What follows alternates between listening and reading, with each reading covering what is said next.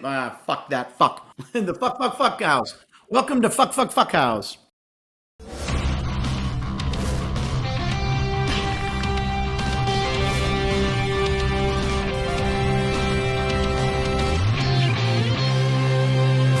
Welcome to Krush House. I'm your host, Wayne Allyn, the CEO of VegasWinners.com, the man the media calls the king of Vegas sports gambling and America's odds maker. I'm the only sports handicapper in the world with a 180-pound granite star on the Las Vegas Walk of Stars on the Vegas Strip. My company, Vegas Winners, sponsors the Krush House series, this podcast, Krush House, as well as Krush House Cappers and Krush House Legends. Whether you love sports, sports legends, or sports gambling, we've got it covered. We got the podcast for you. I want to remind you to go to VegasWinners.com right after this podcast ends for one of my world-famous college football games of the year. Just register. It's simple, it's easy, it takes 1 minute, and you automatically receive $1,000 in free coupons, which you can apply to my college game of the year. And 5,000 rewards points, which can be converted into gifts and prizes with our state-of-the-art cryptocurrency reward system. It's all at VegasWinners.com. Just register. It's simple. It's easy. It takes 1 minute, and you automatically receive $1,000 in free coupons, which you can apply to my college game of the year. Later in this show, I'll be back with my Football Insider segment with former NFL quarterback Sean Salisbury to bring you insights on the NFL and valuable point spread advice as well. For all the sports gamblers out there, of course, which is just about everybody now. For right now, I'll throw it to my main man, Frank and Sean. See you in a few minutes. All right, I have huge news about VegasWinners.com coming up later in the show. You do not want to miss it. But for now, welcome back to the NFL. And hey, welcome back to the Krush House. The top pros were on display last night in Tampa Bay. But, we got our own formidable lineup here, right? We got QB1 Sean Salisbury. I'm the speedy scatback Frank Nicotero. And we got our head coach Wayne Allyn, who will be back a little later to talk some shop and tell you guys how you can get free winners. But let's talk about last night. Tampa Bay. Tom Brady throws 4 touchdowns. Dak looks amazing. But my goodness, what an opener for the NFL, Sean. And what did you think of the game? It was a really entertaining game to watch. I thought it was an entertaining game just like we thought. And I actually was surprised at the lack of carries Zeke Elliott had in a close game. Unbelievable. I thought it was 11 carries for 33 yards in a game that was not – you weren't playing in a blowout. If you throw the fucking ball 58 times – you're not going to win unless your name's Tom Brady. He didn't get sacked. He wasn't on the ground. And I think I'm bleeding from the doggone game last night myself on the side of my face. I'll get that wiped off. I was so fired up. But you can't if you can't run the ball 11 times with your star running back and drop back. And literally, they only got 1 sack, too, to the Tampa Bay Buccaneers. So entertaining. Brady proves why he's still the best football player in the world, and I mean in the world player. I loved watching the game. Dak Prescott came back from injury really, really well. The Tampa Bay Buccaneers are still the best team in football, and typical of Brady, the final drive to put him in position to win. Cowboys better get after the quarterback, and they better learn to run the football. It's going to be a long-ass season for them. Absolutely. Now, you talk about that final drive, which, soon as Dallas scored, I think there was a minute 43, you went, oh, Brady's good. He's got like an eternity to drive them back down the field.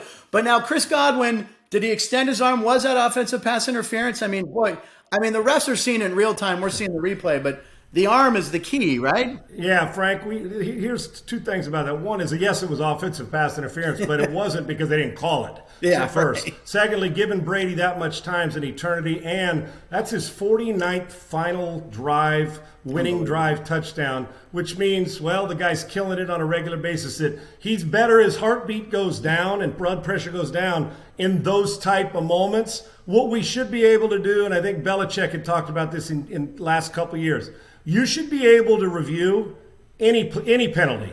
If you have one left, any penalty, same amount of time you get. But if it's pass interference and they don't look at it, you should be able to review any penalty. And I don't care what the penalty is if you want to use those. But it was a great back shoulder throw, typical of Brady. And it's never one play. But the Cowboys had other opportunities, and you can't miss kicks, and you can't give Brady the ball under 2 minutes with the chance to go down and win, because he continues to do it and bury teams along the way. And I thought the coolest thing about that back shoulder throw is Collinsworth, who, look, he's polarizing. You either love him or hate him. I think Collinsworth gives great insight. I always like listening to him. He talked about how Brady let go of that ball 7 yards before he even – he put that on the back shoulder knowing Godwin is exactly where he's going to turn. and put the ball right here. I mean, Yeah. 45 years old or whatever, 44, you're not supposed to be able to do that, right? Yeah, well, Frankie, he is, and he's playing like he did when he was 30 years old. There's nothing about his. When your legs go, your game goes. His legs don't go. He works hard. I talked to Troy Aikman yesterday for about 20 minutes about Brady and football and him and really conditioning and fitness and how Brady, the legs are still there. In any sport, jump shooter, basketball player, football player, when the legs go, you're hosed, man. The rest of your game goes. But his mechanics are as flawless and they're better at the end than they are in warm-up. But everything's precise. And what he did, and I try to teach young quarterbacks this, is he threw players open. He already saw the leverage by the corner, and they've done this time. And times when you and I would be bored with it saying, are they running the back shoulder throw again? Time and time and time again. And Gronkowski said all week long, they put the 2-minute drive, they worked on it and worked on it. Constantly. That's the Brady way. It was the Peyton Manning way. And he saw there was leverage. The best play is a defensive back overrunning a play, hit him on the back shoulder, you got a chance. And then you got to be accurate. It is actually, I don't think we even realize what we're watching here. Yeah. A 44-year-old man that is the best football player ever and is still as good as or better than he was 15 years ago. It's actually absurd and craziness that we shouldn't even be able to fathom this. And they said his release time is actually quicker than it was 20 years ago. I mean, it was. And you know why, Frank? You realize, like smart people do, pitchers, you lose a 100-mile-an-hour fastball, what do? You better have a second or third pitch. Yeah. He realizes that while the rest is going on, that he's slowed down maybe somewhere else. It hasn't slowed his fastball down because his legs and his timing. When you lose a 100-mile-an-hour fastball, you got to locate it and you got to get rid of the ball a little bit sooner. His timing's impeccable. His competitiveness. People mistake the good looks and, he's Tom Brady and the boyish good looks and all that for the fact that he'll cut your heart out and feed it to you, man. I'm telling you, he is a trained killer and a sniper. And unfortunately, for a great player like Prescott, the Dallas Cowboys found out again last night what that's all about. And by the way, you talk about legs, and immediately when you talk about other athletes, I think Nolan Ryan, who pitched till he was 40, Nolan Ryan was all legs. That's why he could still throw 100 at 45, right? Yep, all right, now absolutely. listen, I'd be remiss if I didn't get back to this thing you just mentioned. You talked about talking to Troy Aikman on the phone for 20 minutes, all right? I got to ask, what other quarterbacks did you talk to? Are you guys talking about the state of the current game? Like, just give me just a little insight to what you and Troy talk about or other players you talk about. Yeah, I've known him a long time. Frank, he is, with those 3 Super Bowl rings and everything, he's got a job where he's excellent and a great teacher on the Fox on NFL. He is fabulous. And we talked about Deshaun Watson. I asked if he would trade for him. He goes, if he was absolved of the lawsuits, he goes, absolutely. He goes, there's no price you cannot pay for a franchise quarterback. And this story, I've never heard it. I've heard a lot of stories from Troy and about Troy. 2 things. He told me one. I said, well, what about communication? Did Jerry Jones meddle too much? He laughed. He goes, Sean, it's never going to change because he loves Jerry, but he's always honest. That's another thing about Troy. He said, well, one time Michael Irvin was suspended at the beginning of the season for 4 games, and Troy went up to his office and said, what are we going to do? I need a receiver. I need a go-to guy. Wow. He said, well, Deion Sanders is going to be your receiver. And Troy looked at him and said, well, Deion Sanders?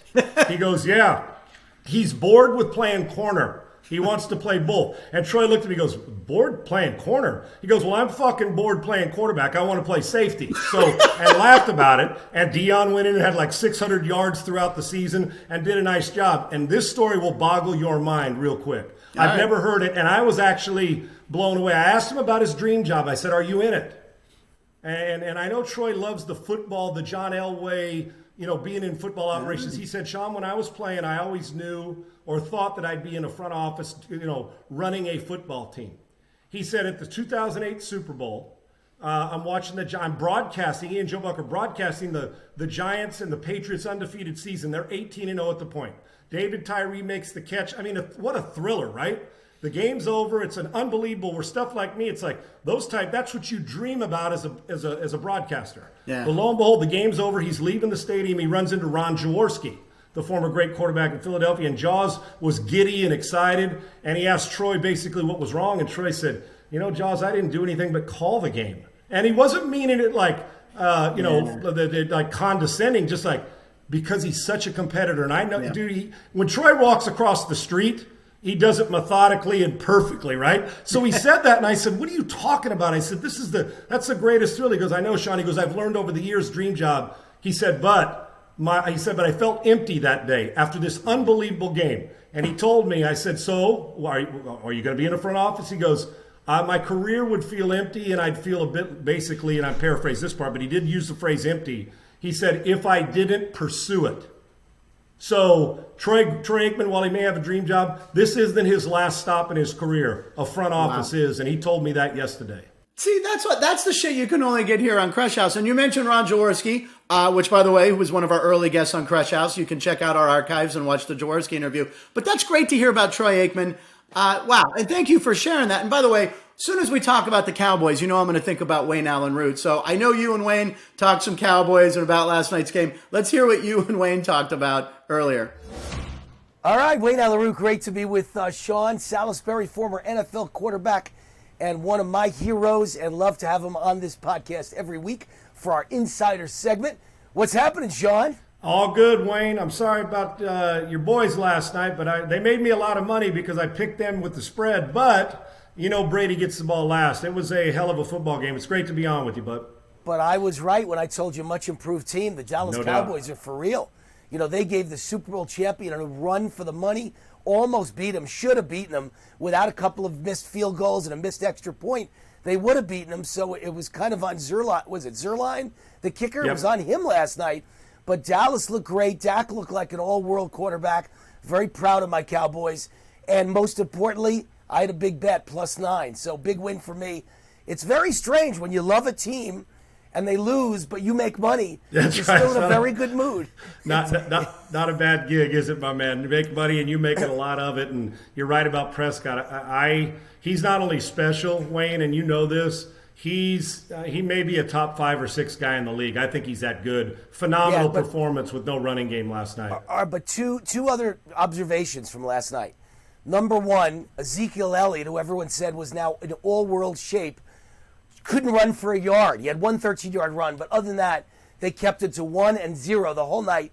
So the whole team is a passing team unless this changes quickly. They just don't have the ability to run, but maybe it was just because Zach Martin was out. And without the Hall of Famer, future Hall of Famer, they can't run the ball. I don't know. But number two, the two most important guys on the Cowboys, Dak and Dan Quinn. Defense, much improved. Yeah, you are 100% correct. One thing you know this, unless it's Brady, who's phenomenal record when he's thrown 50 times or more. But Wayne, you don't win that way. Now Dak put on a clinic, and it was 11 carries, 33 yards for Zeke. They're not going to be able to live throwing it. Now, Dak will throw for 8 million yards, but in order to win, the best thing, if they could take the ball out of Brady's damn hand last night, they gave him too many chances, and you're right. They got to move the pile. Zach Martin's loss was, having him not being there was huge. But damn, if the Cowboys are going to go forward and do what you and I both think they're going to do, and that's win the division, they have got to give Dak some help because eventually somebody's going to hit him in the mouth. 1 sack last night, great job up front. The run game has to improve, whether that's Kellen Moore's play calling or that's moving the pile. But I was impressed with the Cowboys offense, and you and I both believe they're going to be a top 5 offense this year. We just need them to play a little bit better defense. I was impressed that Dan Quinn did his thing because they didn't run the ball well either last night, did Tampa Bay. Yeah, no, they played much better defense. I mean, again, they lost the game, and they gave up, final score, they gave up 29 points, which sounds like a lot. But it wasn't. You're facing the number 1 offensive last year. You're facing the Super Bowl champion. You're facing Tom Brady. And the Cowboys were historically bad last year defensively. Right. So last night there was nothing on that field that was historically bad. As a matter of fact, to me, all that matters in the NFL now isn't how many yards you give up. It's how many turnovers you create. And the Cowboys created a bunch of turnovers last night. So I think it's a totally different defense. And all they ever need with Dak is to have a defense that's in the middle of the pack. Middle of the pack, and you win. 1 negative to the defense last night. I don't believe they ever sacked Tom Brady. That's a 0 negative. But he's got a great line. He always does. It's amazing to me. No matter Think about where that, he is. Wayne. Yeah, 108 throws between the two guys last night, 108, 1 sack. That ain't going to get it done for anybody. But yeah, when Brady's jersey is clean, it makes for a difficult show for anybody else. But I'll tell you what, I couldn't have been more proud of Dak considering what he came off and where he is. He validated he's a franchise quarterback for the next dozen years. Yeah, is he worth $160 million? I guess in today's NFL Yes, he is. he got it. I guess You're worth in it if today's you can NFL, get it. Yeah. Right. It's an amazing number. It really is. Yeah. All right, especially considering by next year it'll probably be very low. So right. next guy next year who gets a deal like him will get 220 or 260, and it's off to the races. Everybody gets more. Let's talk about the Bills and Steelers coming up on Sunday. It's a great matchup. If the Steelers are the team for the first 11 games last year, did they open up 11-0, something like that? 11-0, Yeah, it ended up like 12 and something. Yeah, won 12 or 13 games. Yeah. Yeah. So I mean, they did nothing the second half of the year and got eliminated their first playoff game. So they were great to start the year, headed for an historic undefeated season, and then they came back to earth and they sucked. So the question is, and we know the Bills are great. We know they're loaded. So the question is, can the Steelers go back to their form of the first 11 games last year? No, they're not going to be that good. And Wayne, and I want to ask you a question about this because you're such a great fan, and not only a great fan but a great gambler with this. But they're not going 11-0. First of all, they're not even going to win the division. Now I know Baltimore's running backs, they are beat to hell. Oh, but wow, I think the Cleveland Browns are the best team in the division. But they're going to be tested with obviously Kansas City. But for me, the Pittsburgh Steelers they got to run the ball better. They have got to get back to playing that defense that scares the world, right? And they're going into Buffalo, hostile environment. I'll take 10 wins for the Steelers. Ben's getting a little older, but I'll tell you, people sleep on him and say, well, he's aging, doesn't move as well. If you don't hit him, I promise you he could still throw for 400. So right. In this game, Buffalo, which I think the one slight weakness for them last year is generating constant pressure, but Najee Harris can keep some of that off. Pittsburgh will be battling for a playoff spot. It isn't going to be for the division. So let me ask you, Wayne, do you believe the hype's worthy of Buffalo, and can they live up to the hype that's going on, not getting too full of themselves and saying we've arrived already even though there's no Super Bowl? Well, they haven't won one they haven't won one because 4 with Jim Kelly, and they lost all 4. Can they live up to the hype in your mind? Well, here's how I pick games, okay? And in my career, I've had millions and millions of clients, most of anyone we believe in the history of sports handicapping. Obviously, I've had a long career, 35 years, and my guesstimate has been about 6 million calls and clients to my services and my websites and everything else I've done. So it's been a great career. I only pick 3 to 5 big games every day, on Sundays. 3 to 5 big games. And I have an opinion on every game.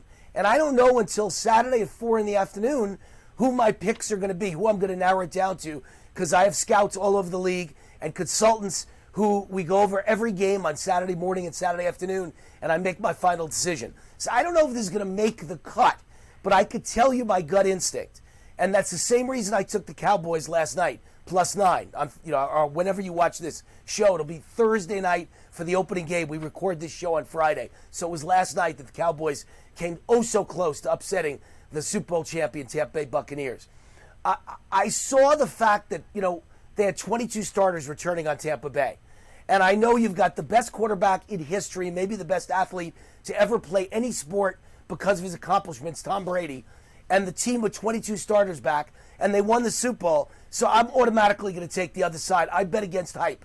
I think the Bills have the same kind of amazing hype. It's not that it's not justified. It's just hype. Hype means the point spread is too high. Point spread was way too high last night. Matter of fact, I may not have even taken Dallas. I may not have bet the game if it was like 5.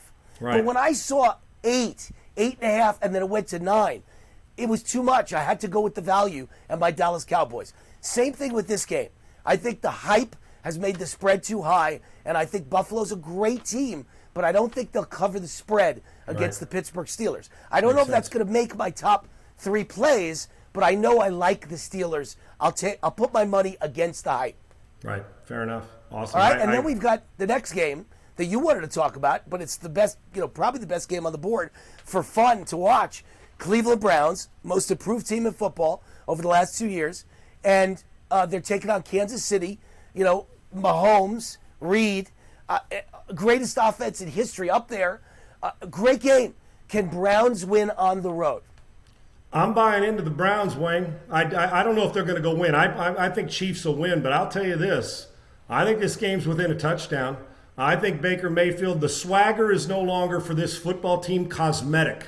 There's substance with the Cleveland Browns. Now, they've been horseshit for a long time. They got better last year with Baker Mayfield and Nick Chubb and Kevin Stefanski as the coach of the year. I think it elevates to another one. I think they put their work in. We'll find out if Odell Beckham's committed and buying all the way in. They've got a running back, Nick Chubb, who's the best running back in the league that not enough people talk about, Derrick Henry and McCaffrey and Alvin Kamara. This dude is a monster, and he could actually lead the league in rushing. You keep an eye in this game on play action fake, because I promise you Kansas City's secondary is going to get nosy. They're going to creep around the line of scrimmage, and Baker Mayfield will hit a couple big shots in this game. It's going to be loud. It's going to be great smell of barbecue. Kansas City will win, but I'm telling you, I think this is like last night's game, I think this is a late fourth quarter game. The Browns are going to win this division, and the Kansas City Chiefs are going to come out of this game. If they have respect for the Browns, they're going to gain it, and so will they nationally. I don't think there's enough respect on the Baker Mayfield game. I think Baker Mayfield's a good player. I like Cleveland this year. I like Kansas City in the game, but if I was betting it right now, I'd say this is within a field goal. I like the Cleveland Browns to hang around even in Kansas City. All right, and I'm not going to discuss this game because it could be one of my big ones, and you got to come to the site and see what I like at vegaswinners.com. And I still got a lot of time between now and then, by the way, a lot of time to think about this game, and I really do believe I'll be zeroing in on this as one of my big plays of the week. But I will say, for the season's purposes, I do believe for the long 17 or 18-week season, now 17 games, 18 weeks, I do believe that Cleveland has a shot at the Super Bowl. I do believe, like you, that Baker Mayfield is for real and one of my favorite quarterbacks. I love the swagger. You know, let me tell you something. You learn all the wrong things in school. All the wrong things. I never learned anything in school, not in high school, not in college, that ever helped me in the real world. All you learn in school is that ego's bad and there's no I in teamwork and you got to be a team player. But in the real world, swagger is good. In a football team where it's about teamwork, you still need guys with huge egos and swagger. If you don't believe in yourself, nobody else ever will. So I love guys with swagger. I love Joe Namath. Even Roger Staubach, as spiritual as he was, had lots of swagger. He was an arrogant guy. And so you need a little bit of arrogance. You need a little bit of confidence. You need a little bit of swagger. I like Baker Mayfield, and I think that was a great pick out of college for the Cleveland Browns. Made their franchise. You are so right, Wayne. There's a bit of stuff that's not sports related that you give me every week that I try like you're like the 7 Habits of Highly Effective People. I love your shit. I do. And you know what's interesting about it? I describe Baker Mayfield along with your swagger. He has the balls of a burglar.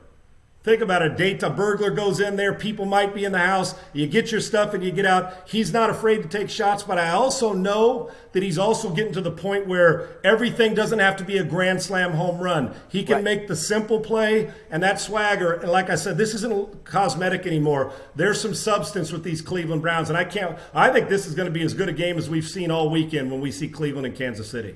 And by the way, just a little background. Before I ever got into sports handicapping, before I ever got into politics, I was Tony Robbins. I traveled the world, spoken literally dozens of countries about success American style. That was my shtick. That was my speech. I like it. Success American style. And I kept saying America's the greatest country in the world because we're a country filled with swagger. The rest of the world's afraid to tout themselves, and we're a country of Muhammad Ali's. What did Ali once say? It ain't bragging if you can back it up. So I believe in swagger, and I got a little swagger myself. Nothing wrong with swagger. Yes, you do, my man, and that's why we need you. Yeah. All right, last question, real quick. Is Tua against Belichick? I got to tell you, I think people talk about Belichick and his quarterbacks and his offense. He's got the best defense in New England this year, maybe that he's ever had. A Super Bowl caliber defense. I think Tua's going to have his problems on Sunday. We will. He is. I think Tua's going to prove to people why at some point this year he was the 5th pick of the draft. I pull for him as much as anybody because he seems like a good guy, and I think he's a better player after that hip surgery that he had coming out of Alabama than people think. And this is a huge year for him, so they don't go trade for Deshaun Watson or draft another guy next year. But Bill Belichick is the greatest in-game adjuster that we have ever had, let alone coach. Defensive. There is absolutely no question about it. He's going to give him fits, and I'm telling you, the first time you see or the second time you see Bill Belichick, he makes it miserable as hell on young quarterbacks, let alone veterans. advantage Belichick. Mac Jones will be the whole story in this game. He's gonna wear out some defenses this year as a rookie. All right. And Matt Jones, I'm a big fan, by the way. I really do believe he'll Agreed. come out there and he'll look like Joe Montana. That's who he reminds me of. Joe Montana. 3rd-round pick, by the way, from Notre Dame. All right. Great talk, as always. Insider segment with Sean Salisbury, former NFL quarterback, and my brother from another mother. Thank you, Sean. You're the best, brother. Thanks for having me, as always. I love it. All right, I knew Wayne would want to talk about the Cowboys game last night. Man, they almost pulled it off. Steelers-Bills this weekend. I can't wait. Do you have any? The Steelers can win this game. I really feel they can win it. They can, but it's going to have to go. Here's the key. Can Buffalo at home, all this offseason hype, they're like they're better than Kansas City, and rightfully so. They've earned it, and they've continued to climb the ladder. My question is, can they play to the hype in the opener? Pittsburgh's coming in. Pittsburgh will not win 12 games. I think it was 12-4 last year, Frankie. That's not going to happen this year. But they got a good runner.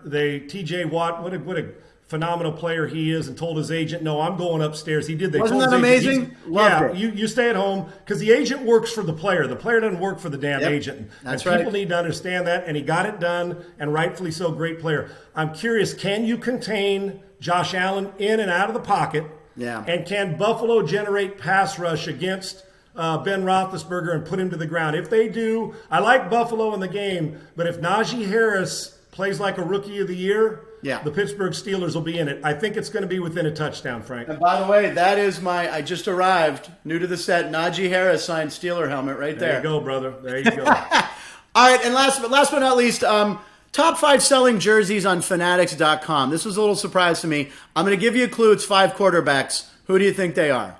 I'm going to say in that group, Josh Allen's in there. He's number 1. I'm going to say Mac Jones is in there. He's number 2. I'm going to say Mahomes is in there. He's number 5.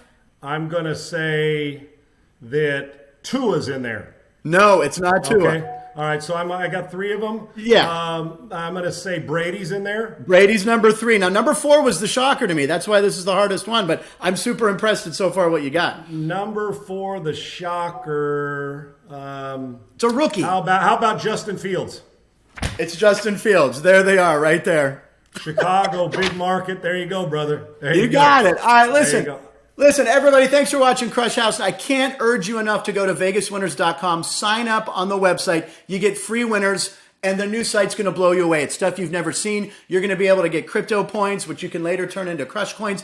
It's groundbreaking. So make sure you go. Thank you to Wayne Allyn Root for always, he's the captain. Thanks for stopping by. Sean Salisbury, I'm Frank Nicotero. Folks, it's opening Sunday of the NFL. Enjoy it. Come back next week. Next week, we'll have plenty to talk about. How about Sean with that Troy Aikman story? I love that. All right, we'll see you next week. Krush House. Woo! Go Steelers. Please. Please, Steelers, go. Please. I'm Wayne Allyn Root. Thanks for tuning into the Krush House today. I want to remind you to go to VegasWinners.com right now for one of my world-famous college football games of the year.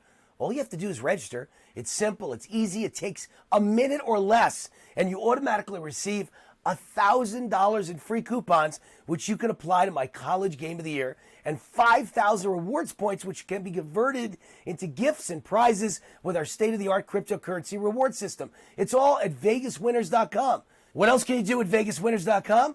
Check out all our Krush House podcasts. Enter to win prizes, including trips to Vegas to join me and the Krush House gang to watch a game, experience Sin City like few ever will, and most importantly, all about the Benjamins. We have free winners and best bets from 21 champion handicappers, the best lineup of sports betting experts ever assembled. Just go to VegasWinners.com right now. Register. Simple and easy. Only takes a minute. You get the research, the articles, the wisdom, the analysis, the scores, the odds, and the winning point spread advice. Thanks for dropping in for another episode of Krush House, because winning isn't everything. It's the only thing. Until next time, just win big, baby.